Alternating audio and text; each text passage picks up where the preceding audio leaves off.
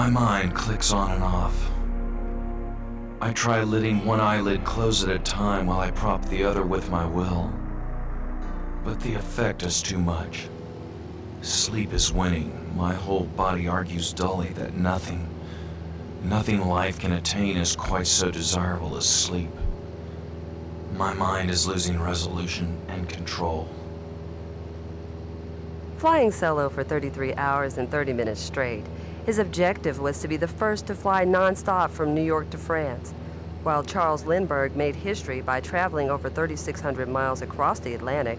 He also provided the aviation community with insight as to what it's like to fly when one is deprived of sleep or simply too tired.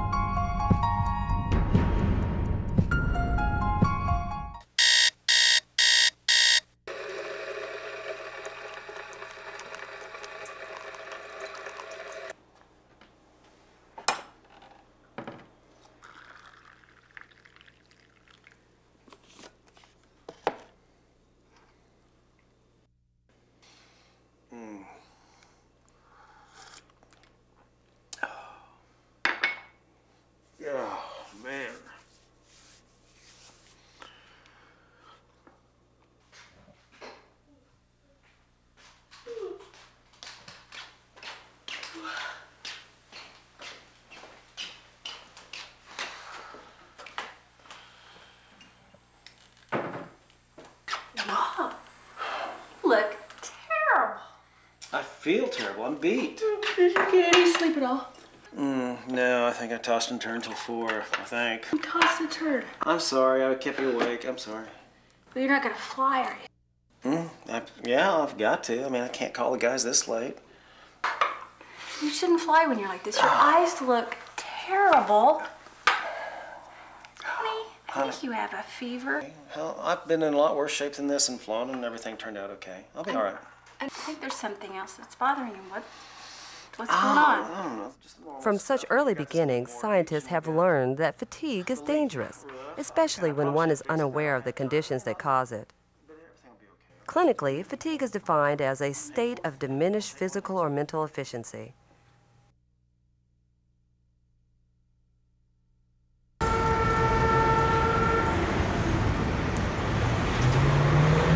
Numerous occupations necessitate that their employees conduct shift work. Businesses are just now beginning to redefine what is considered appropriate work limits aimed at reducing fatigue on the job. In aviation, commercial pilots are familiar with working alternate time periods while factoring in the crossing of multiple time zones and changes in work schedule. However, it must be realized that any pilot that is fatigued before flight and then flies is subject to the same dangers as the commercial pilot flying long legs over multiple time zones. It's important to recognize that employees who work shifts may be affected by both short-term and long-term fatigue.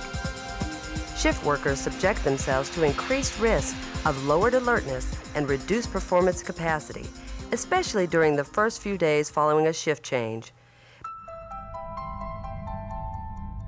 Because of the natural tendency for humans to want to extend the day, it appears that it is better to shift forward in a time change or move clockwise when changing to a new shift.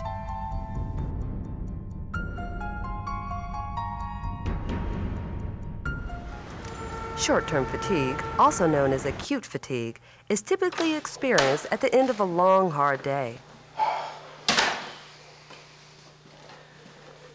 While long-term fatigue, also referred to as chronic fatigue, develops over a period of time, it can sneak up on you and it has serious physiological and psychological effects.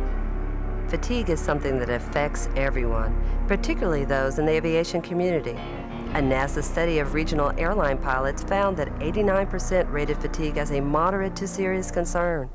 88% say that fatigue is a common occurrence, and 86% of regional airline pilots report that they have not received any training from their companies on the topic of fatigue.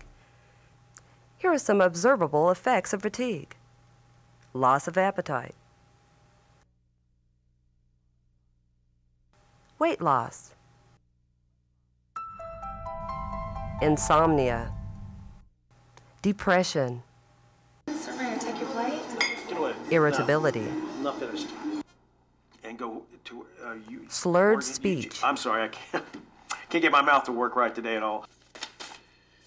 apathy, physical and emotional isolation from others, decreased alertness and attention. Those factors that affect one's tolerance to fatigue can be divided into three categories: individual, environmental, and operational. Individual fatigue tolerance factors are those features that are very specific to each person. Individual fatigue takes into account poor physical fitness, poor sleeping habits, improper diet and inadequate nutrition,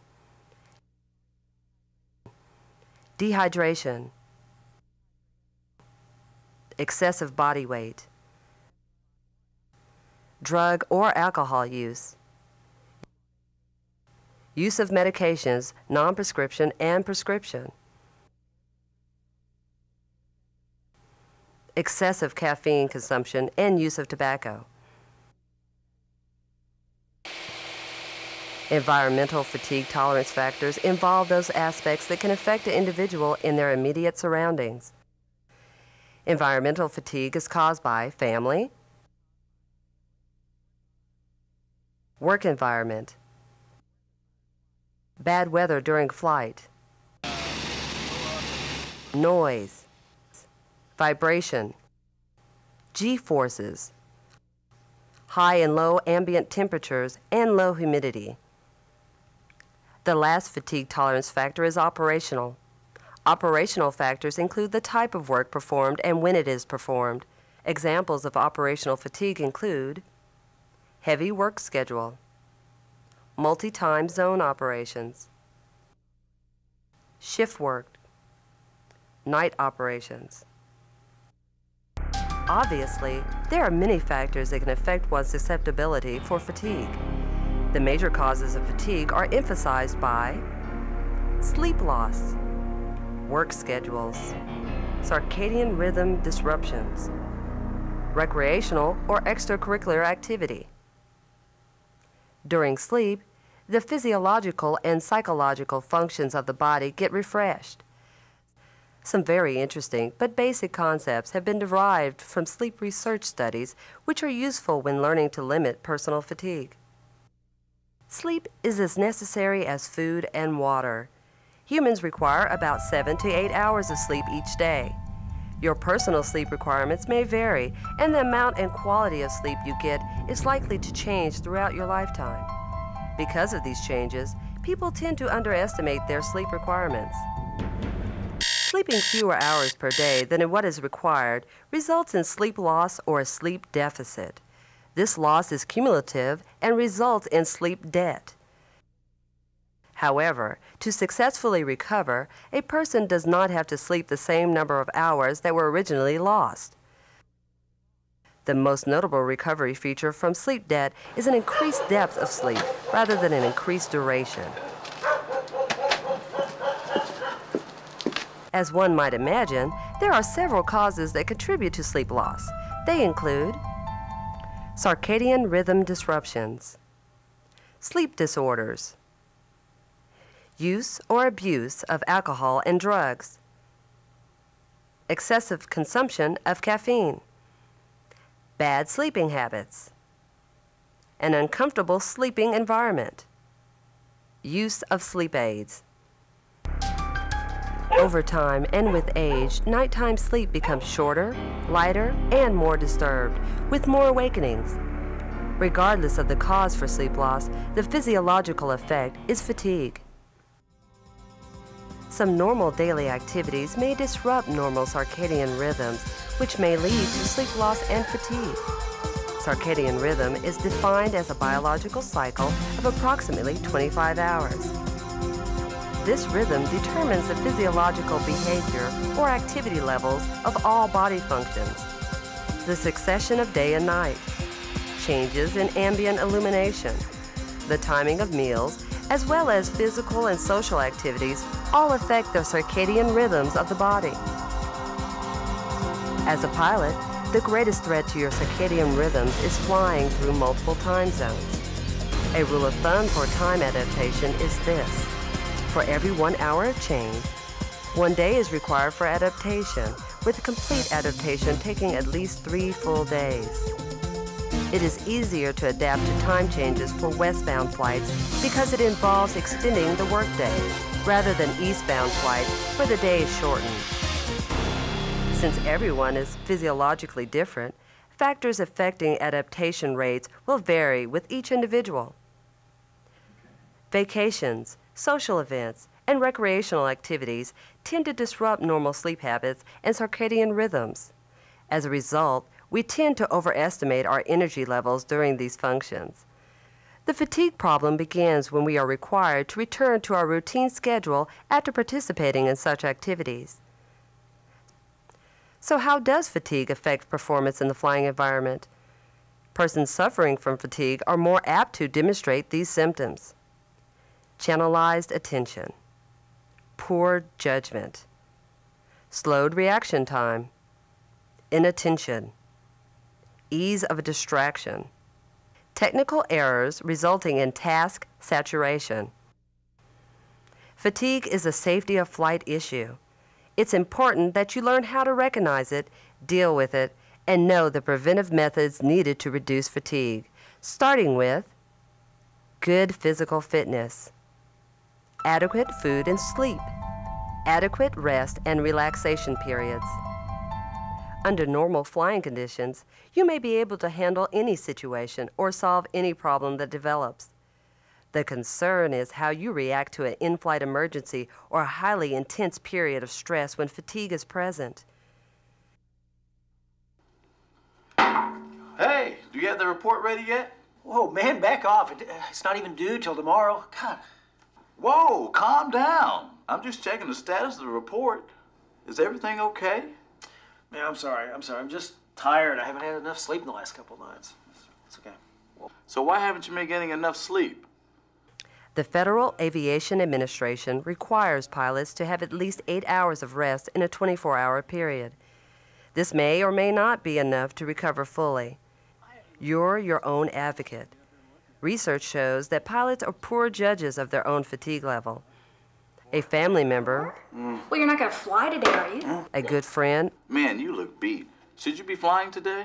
or another crew member may be able to assess your level of fatigue better than you can. Get someone else's input before putting yourself behind the controls. As a review, fatigue is defined as a state of diminished physical or mental efficiency.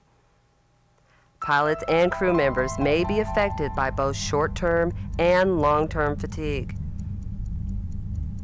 Some observable effects of fatigue are loss of appetite, weight loss, insomnia, depression, irritability, slurred speech, apathy, physical and emotional isolation, decreased alertness and attention. The factors that affect tolerance to fatigue are individual, those that are specific to each person, environmental, those that can affect the individual in their immediate surroundings, and operational, factors from the type of work performed and when it's performed.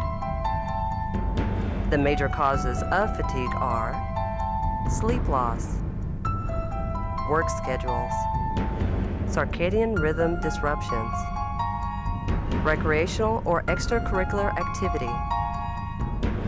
The unfavorable effects of fatigue on flying skills are channelized attention, poor judgment, slowed reaction time, inattention, ease of distraction, task saturation. Pilots are poor judges of their own fatigue level. A family member, a good friend, or another crew member may be able to assess your level of fatigue better than you can. I'll tell you what I'll do. I'll take your flight today. You go home and get some rest. Get someone else's input before putting yourself behind the controls. Fatigue is something that can be prevented by taking appropriate preemptive measures. Plan to get enough sleep. Do what you need to do to ensure quality sleep, even if that means wearing earplugs and an eye mask. Eat well and exercise. Reducing your chance for fatigue potentially reduces costly errors.